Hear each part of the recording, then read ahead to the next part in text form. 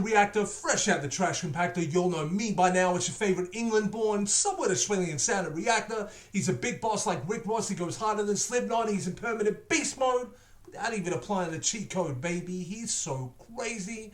Man, shout out to everybody in the world right now. I appreciate everybody taking a look at my Where Is the Love clip. That was all of us singing Where Is the Love at the Adelaide protest for Black Lives Matter on Saturday. Black Lives Matter all day, every day. You'll know I even did a reaction to Sam Cooke when the whole reaction to George Floyd just broke out, because I think we all needed healing at the time, but now I think it's moved beyond that. And I want to just say shout out to everybody in America, man. Your protests have really, really got some things done, man. They've got officers taken accountable for. They've got new things have been passed in law. You know, Breonna Taylor's case has been reopened. Y'all are definitely getting response to what you're doing, man. And, to be suffering police brutality at police brutality protests, I can never get my head around it, man. I know your country is in a state with the president that you got running that thing too. Just know that love is there for you worldwide, man. We had 2 Americans speak at the protest on Saturday. We had a guy called D. Freshian. Shout out to him. He was from Tennessee. He just spoke from his own experience, but even spoke from some of his experiences while he's been in Australia, because he had been here for a number of years. You know what I'm saying? One of my mutuals, I didn't know the man directly, but Diaspora is a rapper who dropped some bars and gave a really conscious speech there as well. And a lot of indigenous people got up, aboriginals, and spoke on their experience, especially in the parallel between David Dungay and his death, because I Can't Breathe is one of the things that he said when he passed. The parallel between that and George Floyd is a big thing that was spoke about, but just a lot of injustices, man. 433 deaths of indigenous/black people in custody, just in custody alone. Not to say on the streets, different story, but just in custody alone. Crazy, man. So during this time, let's fast forward. That's my intro. I think you all heard what I had to say. Fast forwarding by moving on to reflecting on the color of my skin. Now, I don't know this individual's name. I just noticed it was in the trending. I generally just react to what my subscribers ask me to react to, but I saw this and I thought, this looks important. And I want to see what they have to say. Something really interesting, man. This is a side note, by the way, sidebar. Don't think this is going to have anything to do with what I'm about to react to. At least not in a complete sense anyway. Elmo's dad explaining to Elmo racism, police brutality, things like that. It's touching, man. I wouldn't believe Sesame Street was able to pull something off like that. But the fact that they're starting those conversations with the young generation is crazy to me. Anyway, let's see what this is about, man. Reflecting on the color of my skin. I don't know who the individual or individuals are that are going to speak. I just want to be all ears, man, and I'll pause every now and then just to let you know what I'm feeling, because I'm a reactor, so I'm going to react to it. What's up, guys? Marquez here. First of all, I've wrestled with what to even say about any of all of this. I mean, there's so much going on right now. The global pandemic, of course, the chaos and leadership in this country, and of course the protests going on about police brutality against black people in America. It's a lot. I was inspired to at least share this by Neil deGrasse Tyson and his post of the same name, so I'll link it below. Go read it. It's really good, it's thoughtful, and it sheds a lot of light on his experience. I read it because I was curious about his experience, and I feel like it inspired me to share my experience just because it might be useful for the same reason. So first of all, if you all want me to react to that, man, I will if you think it's necessary, but mostly I just want to hear what this man has to say. I'm a tech YouTuber. I make videos about tech. I've been doing this since I was 15 years old, so in the bedroom of my parents' house, and I've been lucky enough to be able to turn this thing that I love to do into a job. But of course, as I've done this, and as I've built this for the past decade plus, it's come with all sorts of unintentional consequences and new things that go with it, whether it's hiring decisions or management decisions or ethics questions, just a whole bunch of other things come with being able to make that your job. But also, if we just...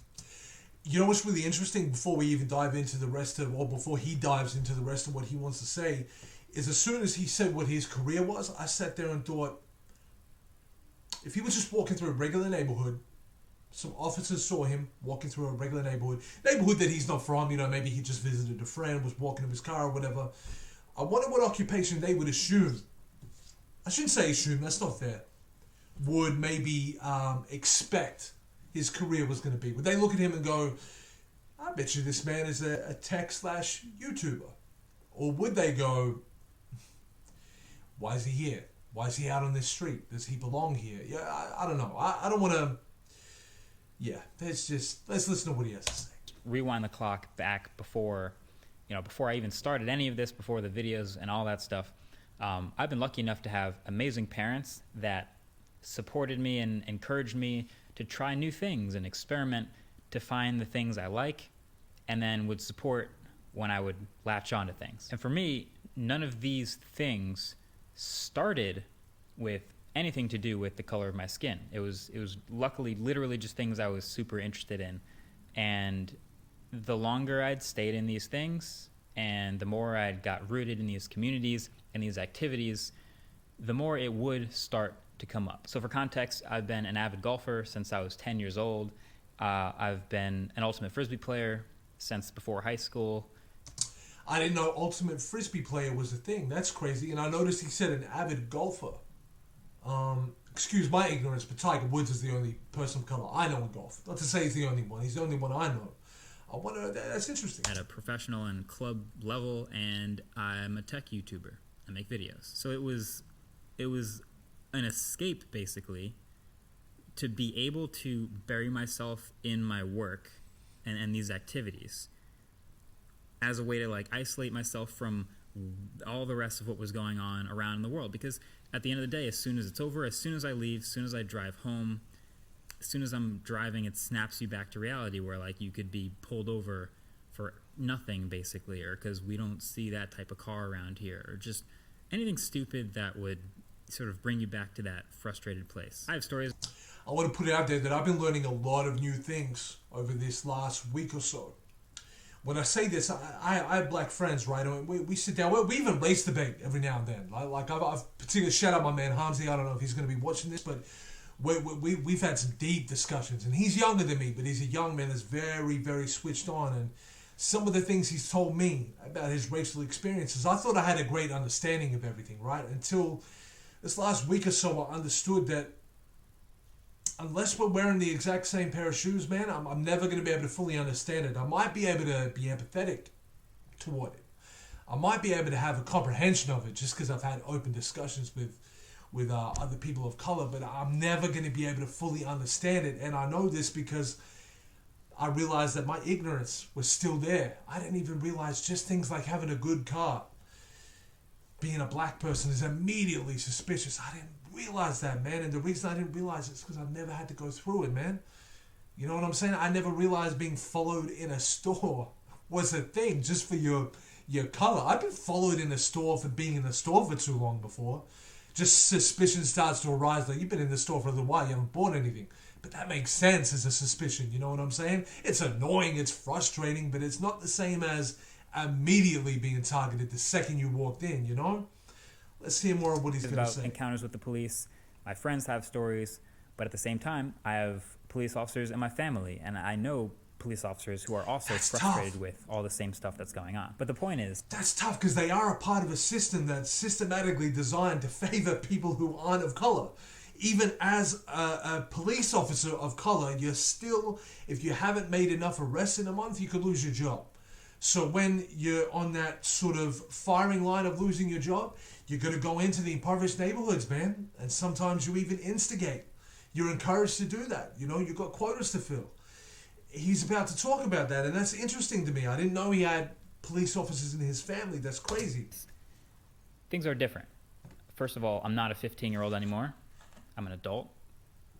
And second, I have this platform now where, and there are plenty of others like me that also have a platform where they can share and express support for what they believe in, and whether it's these issues or any issues that pertain to what they believe in. And with that, there's always the stay in your lane, stick to tech people. You always see that where it's okay, I get it. I always say my first rule is when picking a role model, I have a very narrow definition of what I look up to someone for, and it's for what they're good at. So when I was playing Right. golf, for example, I looked up to Tiger Woods, the golfer, you know, and I looked up to Kobe Bryant, the competitor. But it gets to a certain point where silence, or just where we're not speaking up for the issues that are plaguing our community, feels worse. I'd rather speak up. But here's It really does, man. Like, very interestingly, and sorry to pause. I know I'm giving little interjections every now and then. I'm a reactor, so I'm meant to react. But not only am I going to react right now, I'm going to pull you all up on something interesting that I heard from somebody recently. Is Leanne Pinnock, right? She's one of the singers in Little Mix. She's mixed race, but predominantly she identifies herself as black. You know what I'm saying? I don't know her situation, whether it's black father, white mother, white father, black. I don't know the entire situation, right? But she said she'd been quiet for a very long time because she's obviously looked at as Leanne the singer, Leanne from Little Mix. Often feels awkward talking about it in interviews and stuff like that because she feels like it's not what we're here for. There's pressure to talk about less meaningful things, right, in the media. But her and Jade, who is of Arabic background, I'm not sure what within the Arabic background she is, but she's a person of color too. They get confused with each other by the media too. That's ignorance within itself. It's not to say the people that do that and make that confusion are directly attempting to be racist. It's in their programming. Interesting how he said that when he looks at role models, he's got a very narrow criteria. That probably plays into why people like Leanne of Little Mix struggle to talk about it, because she's not looked at as Leanne the black leader or Leanne the mixed race activist. She's looked at as Leanne the singer in Little Mix or the black girl in Little Mix. Sometimes people even narrow it down further. Interesting. Here's another point of reflection. So being able to bear myself in my work, as competitive as I am, trying to be the best at something or just get better at something, that by itself was almost enough of a distraction to forget that I am usually the only black person in the room. Almost enough, but not completely. You can probably imagine my parents as I'm growing up, they're learning like, oh, he likes golf? All right, sweet. And then finding these really nice, diverse golf camps. Renaissance Junior Golf, shout out to them. I loved going there every single time. Shout out to anybody that's inclusive of anybody. So shout out to them, 100%. Or learning, he likes ultimate frisbee. All right, cool, great. The school has a team. And that by itself, I recognize, is a privilege in itself that not everybody has. But slowly, things change. And slowly you get to this place where at a high level, golf doesn't have much diversity. At a high level, ultimate frisbee is not very diverse. Answers my question. At a high level, tech is not very diverse. So the spotlight sort of reappears on the color of your skin. And I realized that I had kind of basically shied away from this spotlight too, even though it's a good spotlight. Like, I was proud of it, and it was something to wear with pride. But at the same time, it was like weirdly in the way where you could never just be one of the better frisbee players. You would be the good black frisbee player. Right. Instead of just being one of the best black creators, I wanted to be one of the best creators, period. So it's just this weird conflicting place where you want to be proud of it, but also be able to be alongside it at the same time. I can understand that. I can understand that it's not that you don't want to hold hands and wrap your arms around your blackness. It's not about that. He is who he is. I think he knows that.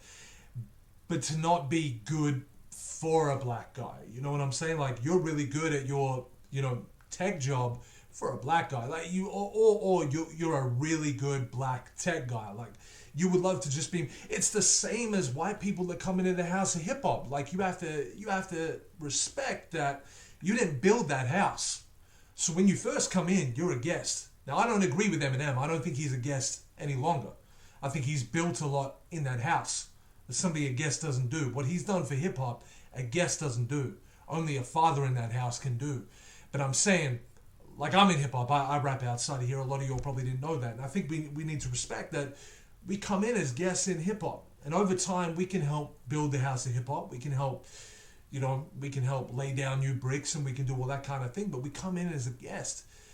But when we come in, we would like there to be a point, at least a point where we don't get called, he's a really good white rapper. We want that other form of identity, but we also don't want to come in acting like we don't come in with a certain level of privilege too. There's a privilege that we get that not everybody gets at the same time. We do obviously get our struggles of being in a predominantly black form of music, but I mean, every form of music has black roots. So, we want to have that identity, but what he's talking about is he doesn't want to just be recognized as like a black golfer or a black ultimate frisbee player or a black tech guy. Like, he's like, can you not just take me for being good at what I do? Like, can I not just be really good at it?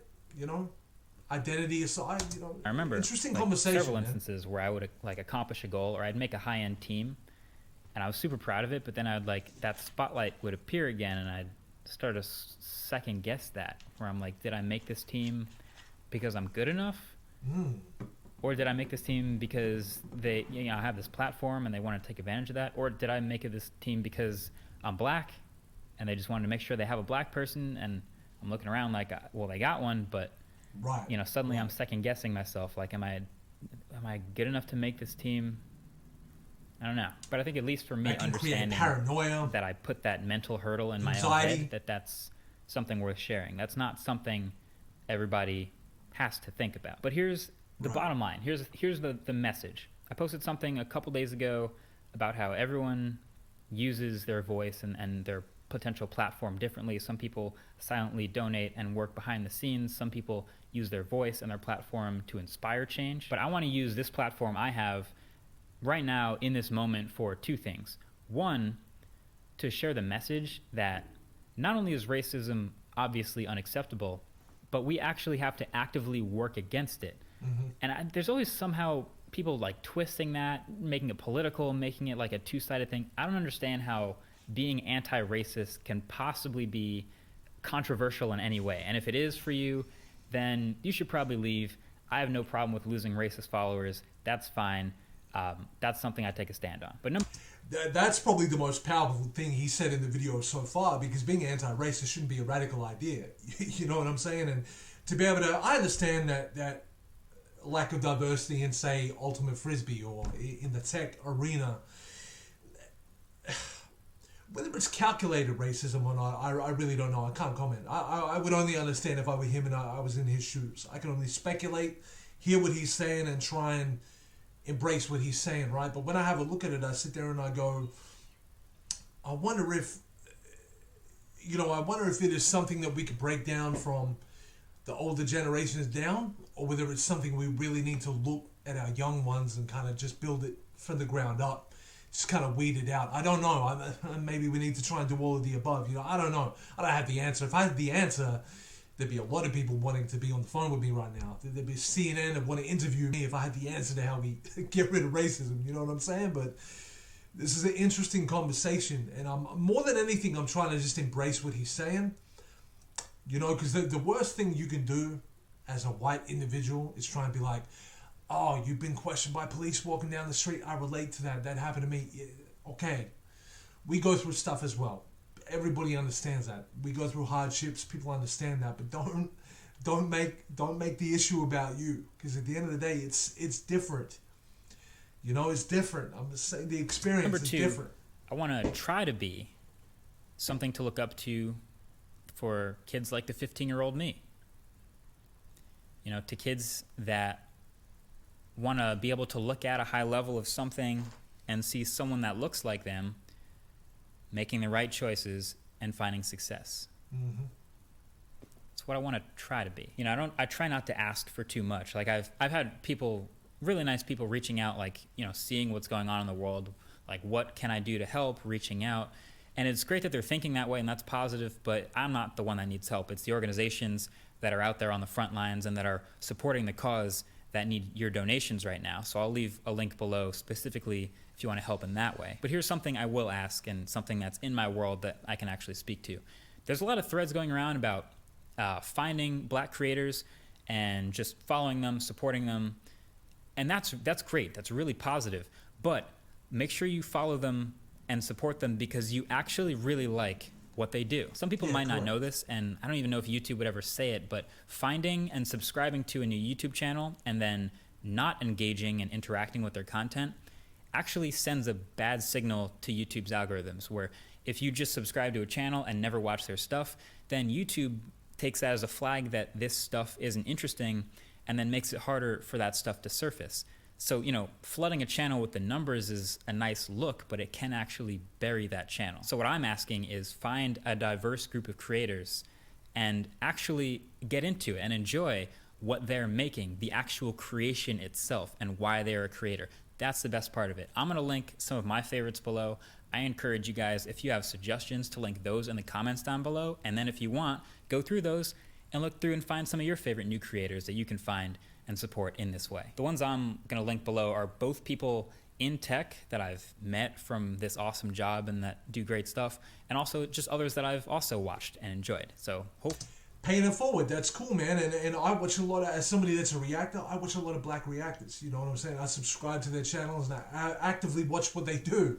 But I wouldn't just subscribe because of their skin color, because if I watched their videos and I wasn't enjoying them, he's right, it's counterproductive. Why would you subscribe to them? Why would you even have them in your feed? It doesn't make sense, right?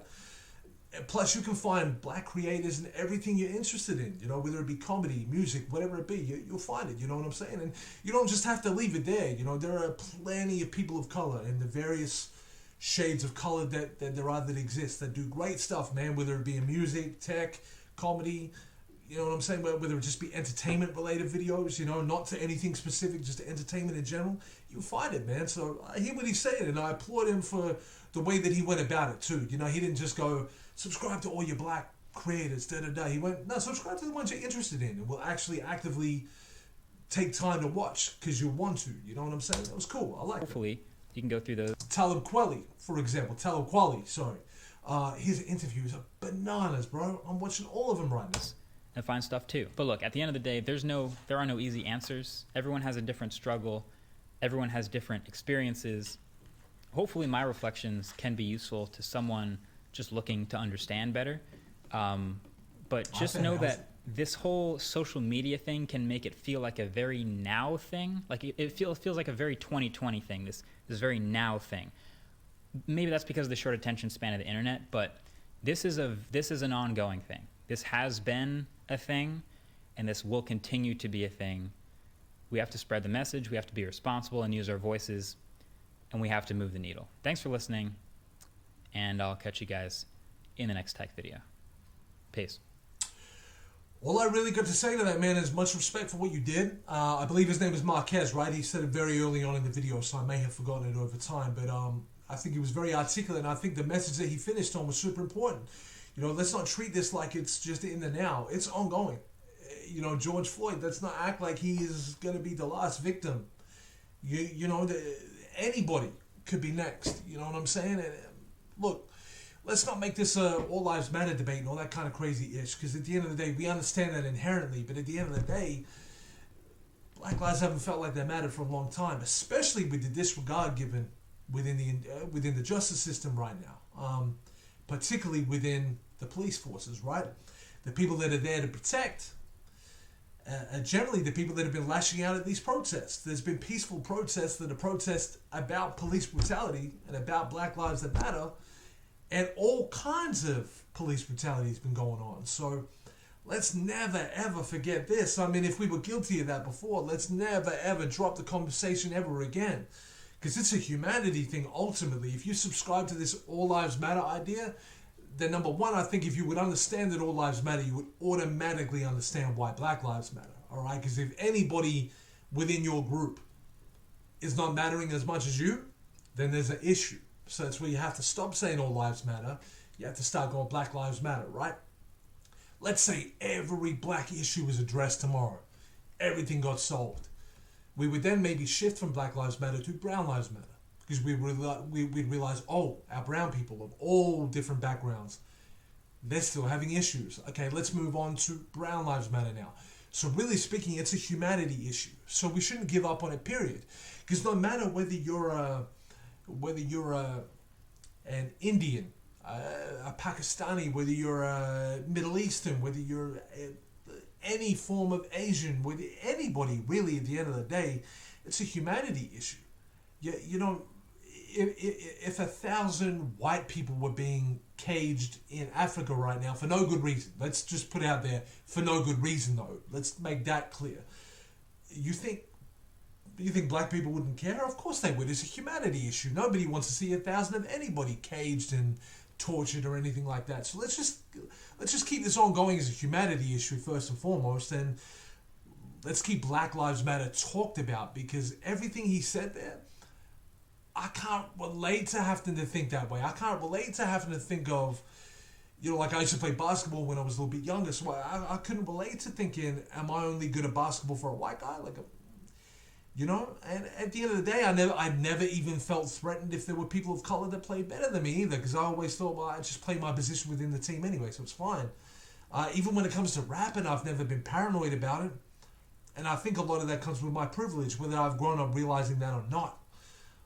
What he said was a really interesting conversation, man. I'm gonna leave it there because I think I want to just let the video do its thing, and I'm realizing my outro is starting to drag on a little bit. But listen, man, if you're a subscriber, would mean a lot to me. Shout out to my entire Mac pack. I know I react to a lot of different stuff, and it's not normally stuff this serious, so I really hope you'll catch this message. Stay healthy. Healthy is wealthy, and I will see you on the next reaction. I'll always do it for your satisfaction. I am out of here. Have a good one, man.